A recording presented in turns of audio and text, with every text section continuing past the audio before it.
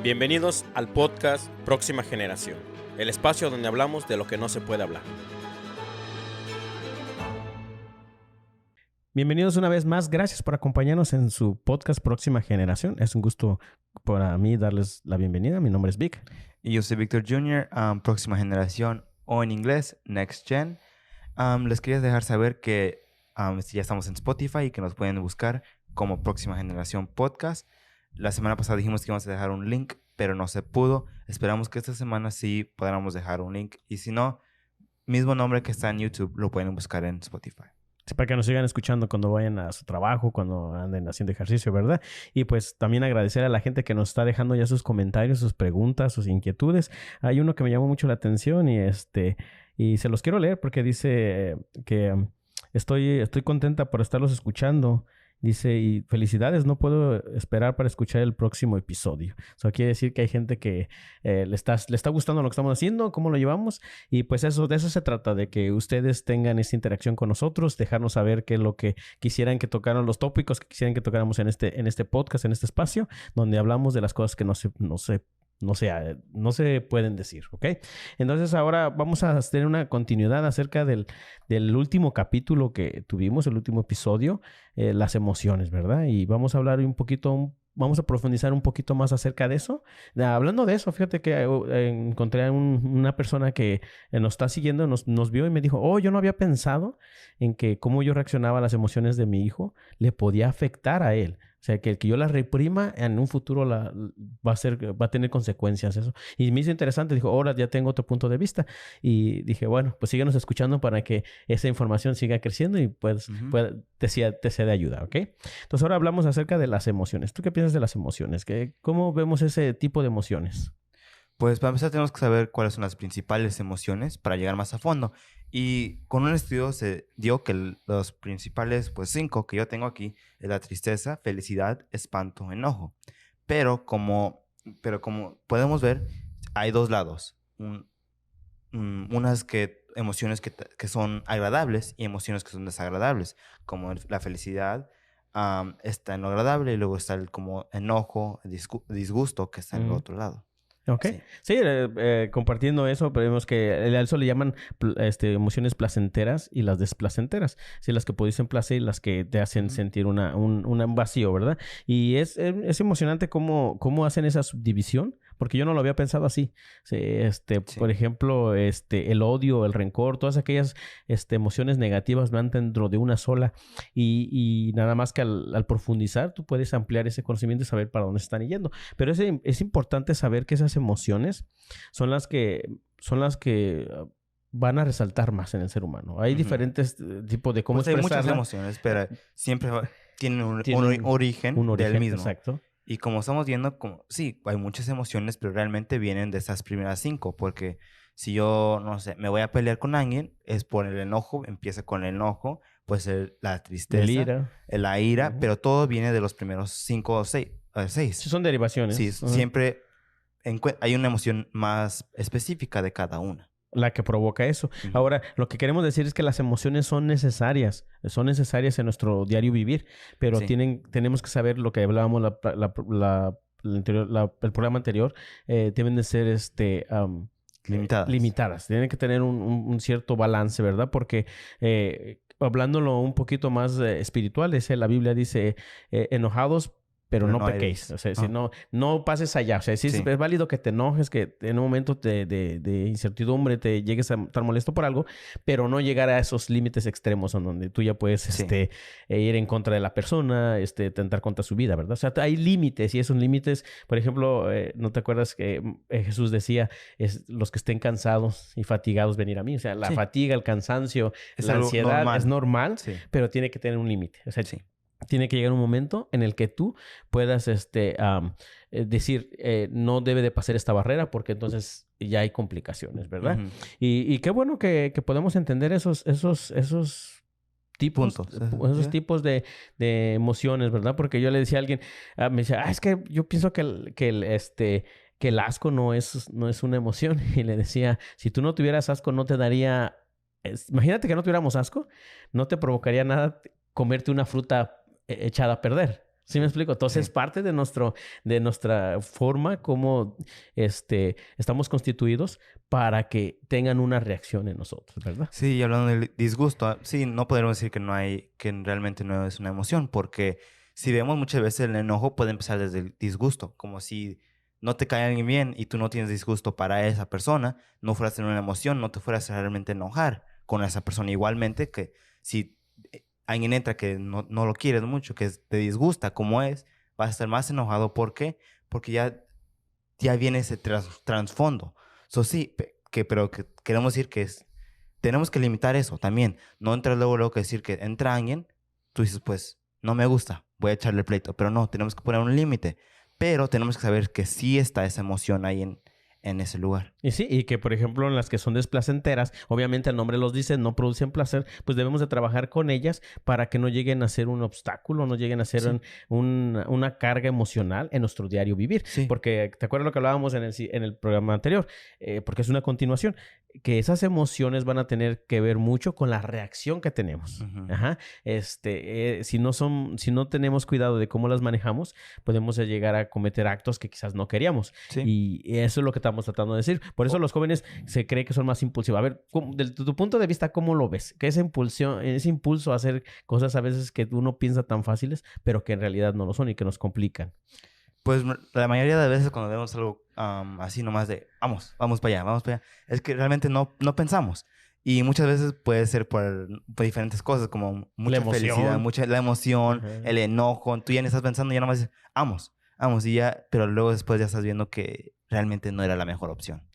Sí. Y que muchas emociones también, eso me lleva a pensar que la mayoría de las emociones también tiene que ver, el entorno social en el que te estás desarrollando influye mucho. Para que tú decidas algo, existe la presión social. Sí. Es decir, estás con los amigos y te dicen, ándale, haz esto, bríncate la barda, ¿no?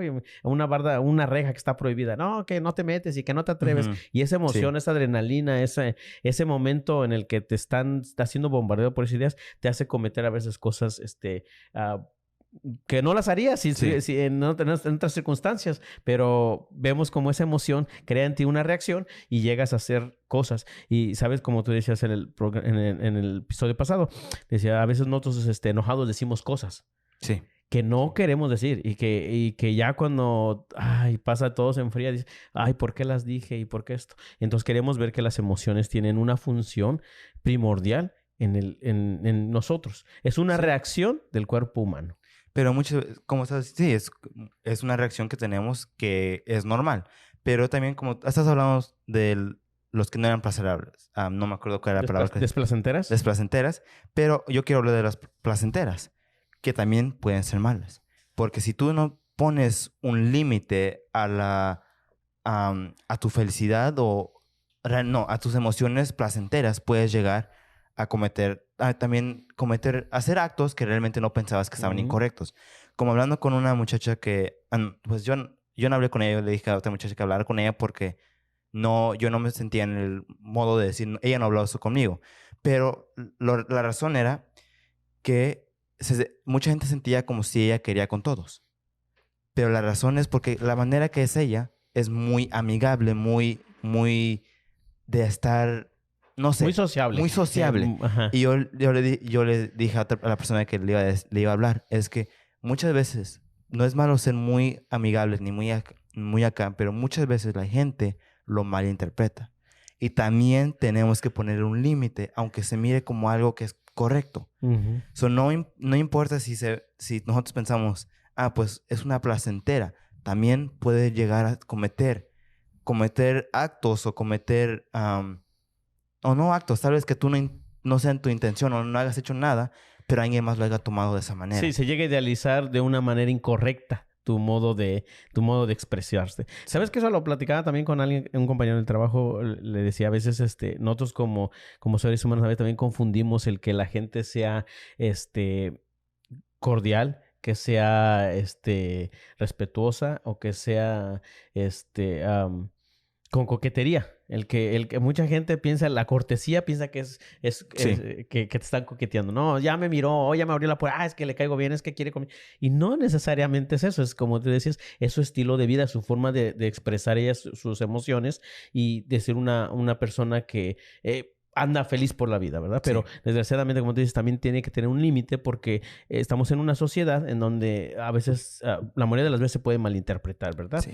Y pues bueno, estamos viendo que eso es una constante dentro de nuestra sociedad. Todas las emociones tienen un objetivo, que es la reacción del cuerpo, que es la reacción de tu mente a las circunstancias, al entorno en el que estás en ese momento. ¿Sí? Es la reacción de algo que te está pasando, ya sea para bien o sea para mal. Y es lo que tenemos que ir cuidando e ir trabajando en aquellas que tenemos vemos que no nos está haciendo de mucha ayuda, hay que trabajar con ellos. Sí, sí. El próximo punto que yo pensaría que deberíamos llegar a es cómo funcionan las emociones. Creo que deberíamos saber cómo funcionan para saber en el momento cuando estamos o enojados o felices, cómo nuestro cuerpo, cómo va a reaccionar internamente. Sí, bueno, pues tenemos que empezar por decir que, por ejemplo, las emociones tienen, como decíamos, es una reacción del cuerpo, ¿verdad? Pero cuando no las podemos controlar, por ejemplo, estábamos hablando de que la ansiedad, fíjate que yo me quedé sorprendido cuando hablaba con alguien y estaba leyendo algo y me decía, el 91.4 de las cosas que nos provocan ansiedad nunca van a pasar. Wow. Nunca van a pasar. O sea que, y lastimosamente tenemos que entender algo.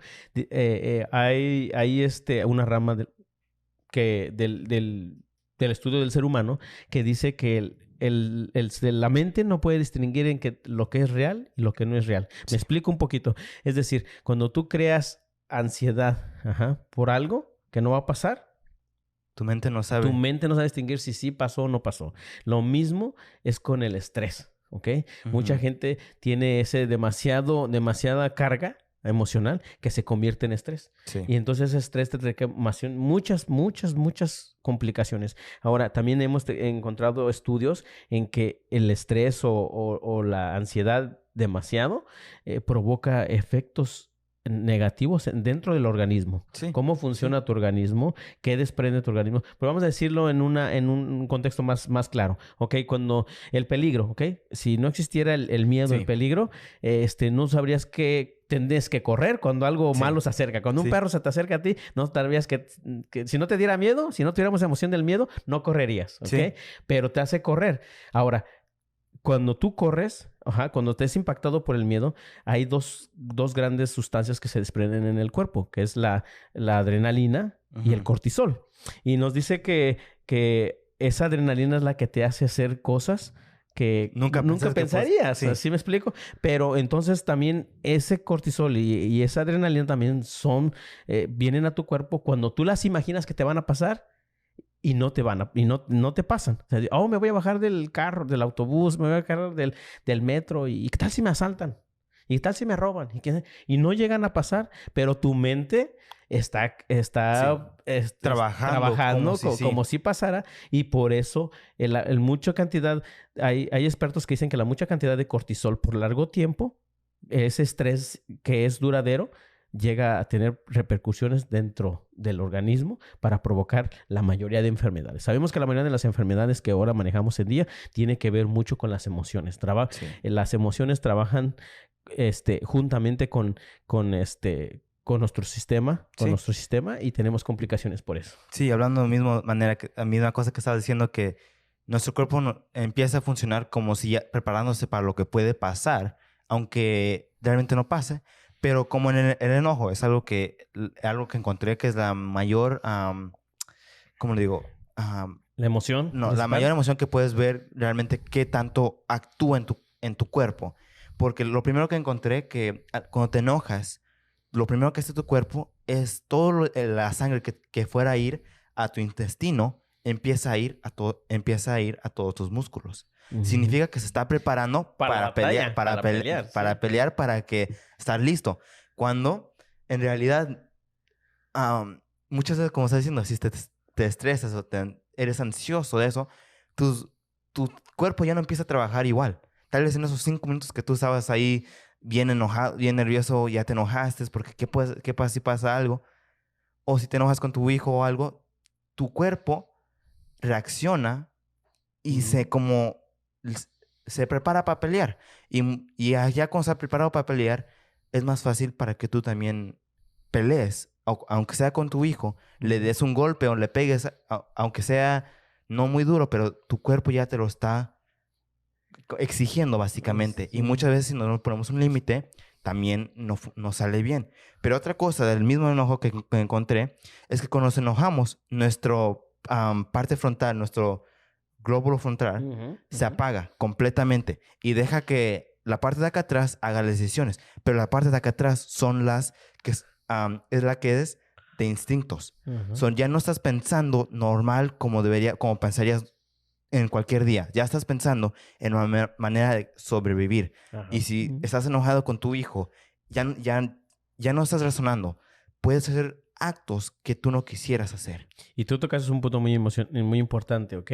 Las emociones tienen esa característica que se encienden porque quieren sobrevivir a algo, a una situación. Es el instinto el que hace que salgan a flote esas emociones. Ahora, también lo que tenemos que entender aquí es que, fíjate que hablando de eso, de por ejemplo, como el enojo, que tenemos que entender mucho y tenemos que profundizar en eso, de que eso es bien, vamos a decirlo así, difícil de entenderlo, pero que sí deberíamos de dedicarle tiempo. El que se te apague el ojo frontal hace cometer muchísimas cosas. Vemos que mucha gente, historias tras historias, es que dice, no pensé en el momento que lo hice.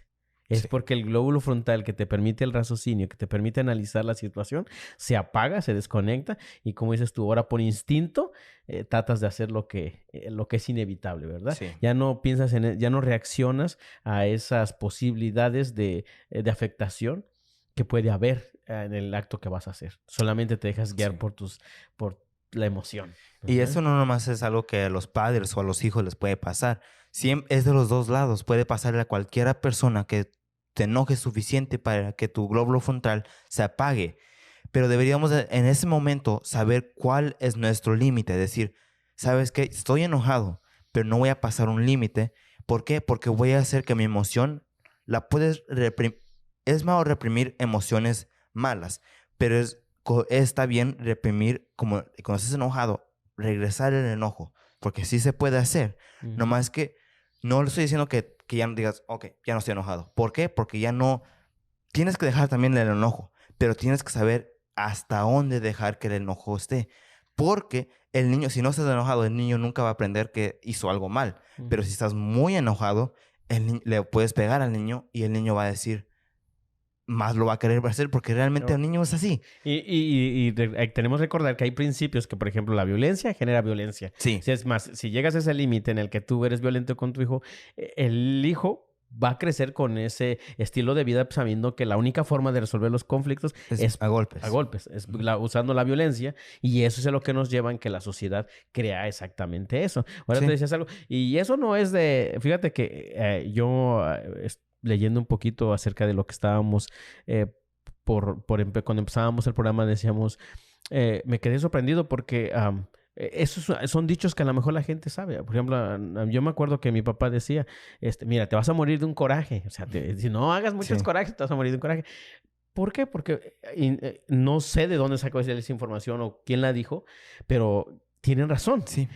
Lo que crean nosotros, el exceso de estarnos enojando, va a crear en nosotros enfermedades. Estaba viendo que, por ejemplo, cuando hablamos del cortisol, el cortisol dicen que es un antiinflamatorio. Es decir, que cuando tú te golpeas o algo, se genera cortisol para bajar la inflamación. Sí. Pero cuando el cortisol es prolongado por mucho tiempo, provoca en nosotros, en lugar de desinflamación, inflamación. Entonces, lo contrario. Cuando hay un exceso, provoca lo contrario. Y por eso tenemos todas las enfermedades que son como gastritis, amigdalitis, todas las que terminan en itis, es inflamación. En realidad es así, es inflamación. Y quiere decir que ha estado expuesto a ciertas sustancias y que no nos ayudan. Y ya pues sabiendo todo esto que tenemos que poner un límite, ¿tú qué pensarías que en el cristianismo o el joven cristiano, o el padre también cristiano, cómo debería de afrontar o llegar al límite de sus emociones. Cómo debería saber cómo trabajar en ello. Bueno, pues mira, es una gran pregunta, ¿ok? Porque como hablábamos desde el primer capítulo, ¿verdad? Mucho del cristianismo ha encapsulado esas emociones diciendo que son emociones que una persona que confía en Dios no debía tener, pero Sí. lo hablábamos en el primer episodio. También son emociones que también tienen que ver muchas veces con el entorno. Ajá, con cómo es la familia, si es una familia disfuncional, todo eso. Entonces yo creo que la iglesia sí debe tomar mucho tiempo en analizar y trabajar con los jóvenes, porque Sí. el que estén dentro del cristianismo no quiere decir que no van a enfrentar esas dudas, esas emociones, que no van a tener las mismas angustias, el mismo estrés, porque vivimos en la misma sociedad, Sí. ¿ok? Entonces tenemos que empezar a trabajar con eso. Porque también se ha descubierto, ¿ok? Se ha descubierto y podemos entender, y eso no lo digo yo, solo gente experta que lo dice, que toda aquella persona que tiene una creencia, que cree en algo, es más fácil de que pueda sobrellevar las cargas emocionales de este mundo. Entonces quiere decir que el tener una relación con Dios... Por lógica, sin que digas que, pues, no, realmente no me gusta, pero por lógica, realmente te ayuda. Ajá, exactamente. Te ayuda porque tienes algo más allá de. ¿Sí me explico? Una esperanza. Exacto. Sí. Esa es la palabra correcta. Tienes una esperanza de que algo más está tras lo que tú no puedes ver y que te está haciendo, vamos a hacerlo así, vamos a ponerlo de esta manera, te está haciendo desarrollarte en otra forma que tú puedas interpretar las emociones y los problemas de esta vida de otra manera. Porque hay que recordar aquí que para ustedes jóvenes que nos están escuchando, todos los seres humanos, todos los que estamos aquí en la Tierra, todos estamos enfrentando diferentes circunstancias. Sí. Unas son económicas, otras son de salud, que sea un problema familiar, un problema con algún compañero, algún profesional, laboral. Todos en esta vida estamos sufriendo de algo, ¿ok? Sí. Y el que no podamos entender eso, nos llegan muchas complicaciones. Pero si lo llegamos a entender, podemos acercarnos a algo espiritual. Podemos acercarnos a alguien, un mentor espiritual que nos pueda apoyar para poder encontrar ese... Sabes que la mayoría de las emociones, como decimos, tienen que ser controladas y afortunadamente la manera más fácil de poder mediar esas emociones es por medio de una creencia. ¿Ok? Sí. Tienes que creer en algo para poder entender un poquito más cómo trabajan las emociones. Sí, pero sí, yo también creo lo mismo, que deberías, si crees en algo, te ayuda más a encontrar una esperanza en algo que es mejor. Pero algo más que tenemos que saber es que también tenemos que poder hablar con alguien, poder explicar a alguien qué es lo que sentimos. Y la verdad, la mayor de las veces, la familia no es siempre está en el correcto lugar para ayudarnos. Porque muchas veces las personas que nos están más lastimando son la propia familia. Y podemos decir que ir a la iglesia nos va a ayudar acá y nos va a ayudar acá, pero realmente la iglesia ha dejado sentimientos como la ansiedad, el estrés, la depresión fuera de. Cuando en realidad deberían ser los que más atraen. Porque si vemos, la mayoría de la gente, cuando Jesús los ayudaba, estaban deprimidas o estaban en estrés, en ansiedad. Nadie estaba saludable, nadie estaba en su mejor estado. Siempre era alguien que ocupaba algo. Y no podemos dejar las emociones, decir, no, si tienes estrés, no estás poniendo tu fe en Dios. O si tienes depresión, tienes que dejarlo pasado y estar, pedir a Dios que nos ayude. Pero ¿saben qué? Muchas veces tenemos que ayudar a esa gente, porque hay muchas veces que esos sentimientos también puede ser que lo generaron. Sus padres se lo dieron, pero no podemos excluir a la gente. Pero también en eso, por eso estoy diciendo que tienes que encontrar a alguien que te ayude.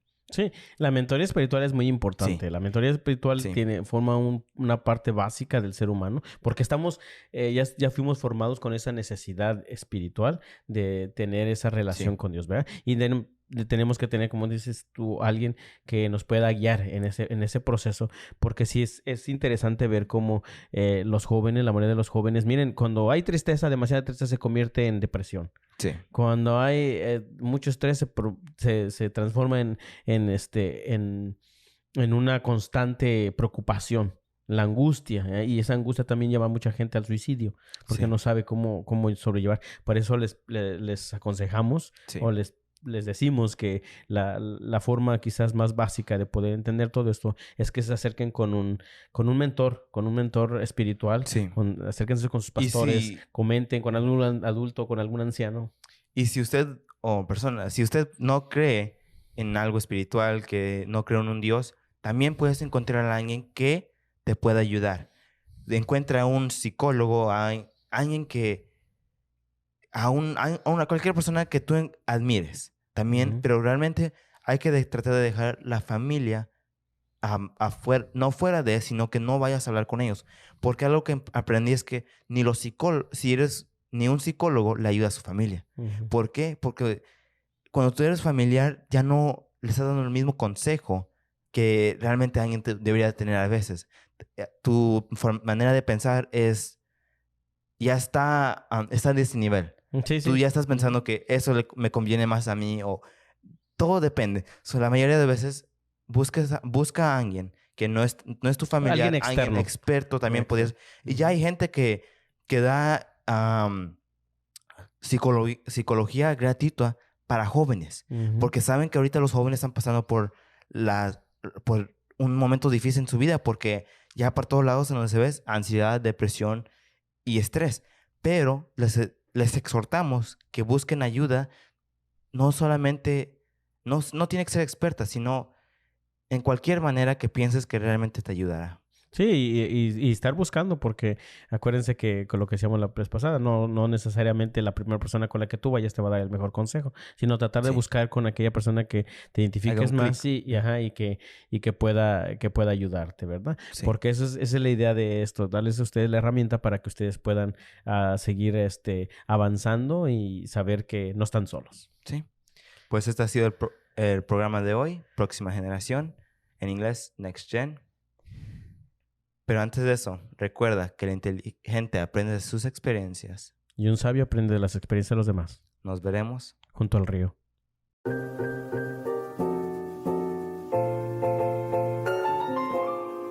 Gracias por escucharnos. Este ha sido tu podcast, Próxima Generación. Déjanos tus comentarios y los temas de tu interés en nuestras redes sociales. Te esperamos en el siguiente episodio.